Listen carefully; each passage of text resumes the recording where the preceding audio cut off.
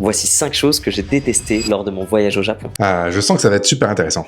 Premièrement, la communication avec les Japonais. Même s'ils sont agréables et hyper accueillants, j'ai eu beaucoup de mal à m'intégrer. Personne ne parle anglais au Japon et de ce qu'on m'a dit, le système des relations est très différent du nôtre. Effectivement, la communication au Japon, c'est pas ce qu'il y a de plus simple. Pour ce qui est de l'anglais, je suis pas forcément d'accord. Je trouve que c'est très facile de communiquer en anglais, en tout cas dans les grandes villes, et poser des questions et parler à des Japonais en anglais, c'est vraiment pas un problème pour moi. En revanche, là où je le rejoins, c'est que les relations sociales au Japon sont totalement différentes des relations sociales en France. Et ce qui est favorisé, c'est plutôt l'harmonie et la tranquillité. Mais croyez-moi, apprenez quelques mots de japonais et vous verrez, ils tomberont le masque assez vite. Bref, passons à la nourriture. Mais une fois qu'on a fait le tour des sushis, des ramen, des bœufs wagyu, j'ai l'impression qu'on est très limité. Et je suis sûr que je me trompe. Dire qu'au Japon, la nourriture manque de variété, c'est au final révélateur de quelque chose. Attention, je ne jette pas la pierre à ce créateur et je comprends tout à fait ce qu'il dit. En réalité, il décrit le syndrome classique du touriste pas assez bien préparé. Quand on ne parle pas la langue et qu'on ne connaît pas les bons plans, c'est vrai qu'on tourne très vite en rond entre les sushis, les ramen, etc. Mais au niveau de la gastronomie, le Japon, c'est vraiment l'inverse de la monotonie. Honnêtement, il y a vraiment de quoi faire. La réalité, c'est que la diversité culinaire du Japon est parfois un peu cachée